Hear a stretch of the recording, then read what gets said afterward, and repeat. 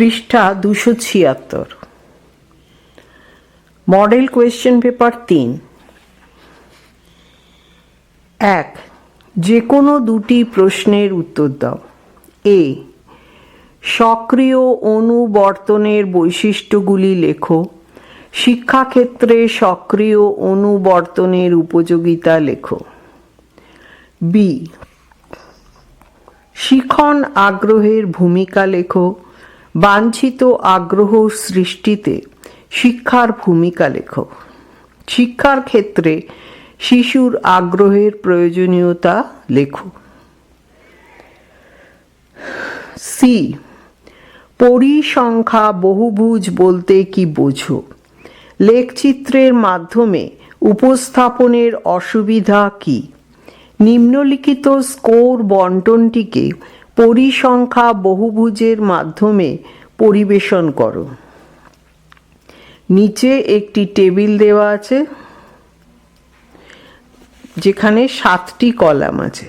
প্রথম কলামে স্কোর, তারপরে হচ্ছে 10 to 14, 15 to 19, 20 to 24, 25 to 29, 30 to 34, 35 to 39। নিচে পরিসংখ্যান 6, 10, 15, 20, 15, 9। n = 75। 2, যে কোনো দুটি প্রশ্নের উত্তর দাও। এ, শিক্ষা প্রযুক্তির ধারণা ব্যাখ্যা করো। বি, শিক্ষা প্রযুক্তির পরিধি বা ক্ষেত্র বিষয়ে সংক্ষিপ্ত আলোচনা করো। সি, আত্মসচেতনতা কি? মানসিক স্বাস্থ্য ও সুস্থতার উন্নয়নে আত্মসচেতনতার ভূমিকা লেখো। 3, যে কোনো 5টি প্রশ্নের উত্তর দাও। এ, কল্পনার সঙ্গে সৃজনশীলতার সম্পর্ক কি? বি, ওসু বেলের মতে শেখার জন্য অগ্রসংগঠক কি? সি, মানসিক সুস্থতা বৃদ্ধির 2টি উপায় লেখো। ডি, ডিজিটাল শিক্ষা কি? ই, কেন্দ্রীয় প্রবণতার 2টি গুরুত্ব লেখো। এফ, মধ্যম মানের 2টি অসুবিধা লেখো। জি, সম্যক বিচ্যুতির যে কোনো 2টি ধর্ম লেখো। পৃষ্ঠা 277। Model question paper 4। 1, যে কোনো দুটি প্রশ্নের উত্তর দাও। এ, শিক্ষার্থীর মধ্যে শিখনের প্রেরণা সৃষ্টিতে শিক্ষকের ভূমিকা লেখো। প্রেরণা হ্রাসের যে কোনো 8টি কারণ সংক্ষেপে লেখো। বি, থর্নডাইকের শিখন সংক্রান্ত সূত্রগুলি লেখো। প্রচেষ্টা ও ভুল তত্ত্বের শিক্ষাগত তাৎপর্য লেখো। বি, নিচের রাশিমালার মিন, মিডিয়ান ও মোড নির্ণয় করো। তার নিচে একটি টেবিল দেওয়া আছে যেখানে 8টি কলাম আছে।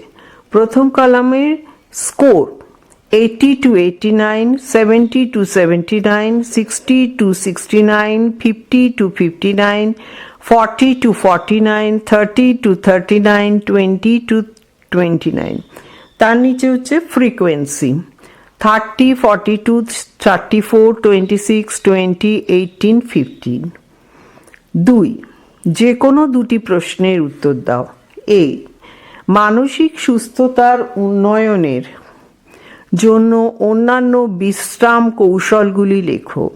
বি, মাইন্ডফুলনেস অনুশীলনের উপায়গুলি লেখো। সি, ডিজিটাল বিপ্লবের অর্থ কী, এর বৈশিষ্ট্যগুলি লেখো। 3, যে কোনো 5টি প্রশ্নের উত্তর দাও। এ, বুদ্ধির 2টি কাজ লেখো। বি, অপানুবর্তন বলতে কি বোঝো? সি, আবেগ নিয়ন্ত্রণ বলতে কি বোঝায়?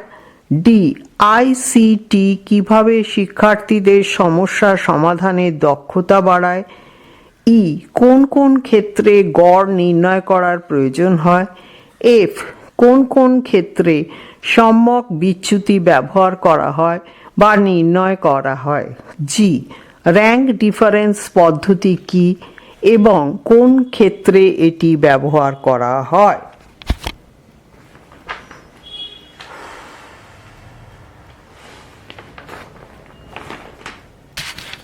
পৃষ্ঠা 278। Model question paper 5। 1, যে কোনো দুটি প্রশ্নের উত্তর দাও। এ, সৃজনশীলতার প্রকৃতি বা স্বরূপ লেখো, শিক্ষায় এর গুরুত্ব লেখো। বি, সম্যক বিচ্যুতি কাকে বলে? দীর্ঘ পদ্ধতিতে শ্রেণী বিভাজনে সজ্জিত স্কোরগুলির সম্যক বিচ্যুতি নির্ণয় করো। এর নিচে একটি টেবিল দেওয়া আছে যেখানে 10টি কলাম আছে।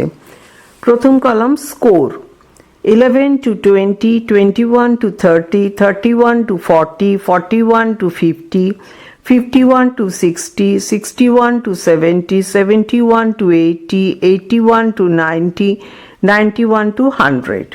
তার নিচে আছে পরিসংখ্যা, 1, 2, 3, 5, 7, 4, 3, 2, 1। সি, মিডিয়ান কাকে বলে? নিম্নলিখিত বন্টনটি থেকে গড় ও মধ্যম মান নির্ণয় করো। এখানেও নিচে একটি কলম দেওয়া আছে, এই টেবিল দেওয়া আছে যেখানে 8টি কলাম আছে। প্রথম কলামটি হচ্ছে score, 70 to 79, 60 to 69, 50 to 59, 40 to 49, 30 to 39, 20 to 29, 10 to 19। তার নিচে হচ্ছে ফ্রিকোয়েন্সি, 1, 2, 5, 12, 15, 11, 4। 2, যে কোনো দুটি প্রশ্নের উত্তর দাও। এ, শিক্ষাগত প্রযুক্তি কাকে বলে? এর ধারণাটি ব্যাখ্যা করো।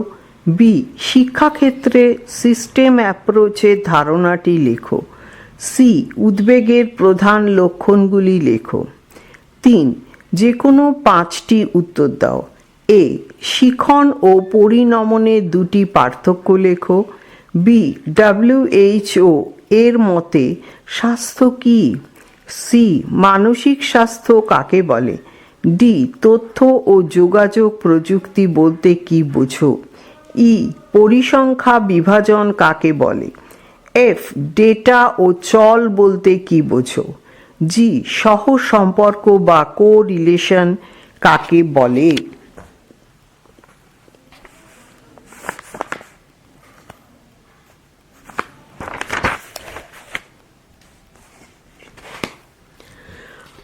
প্রশ্নোত্তরে শিক্ষা বিজ্ঞান বইটি পড়া আমি এখানেই শেষ করছি।